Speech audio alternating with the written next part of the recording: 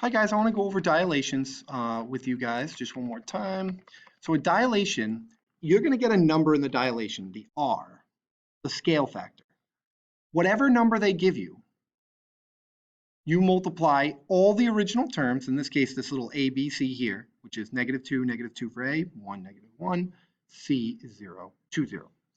You're actually going to multiply each x and each y by the scale factor. The scale factor can be anything. It could be 2, it could be 3, it could be 5, it could be 1/2.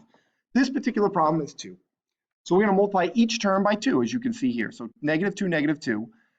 But a dilation of a scale factor of 2 makes it bigger. So 2a goes to -4, -4.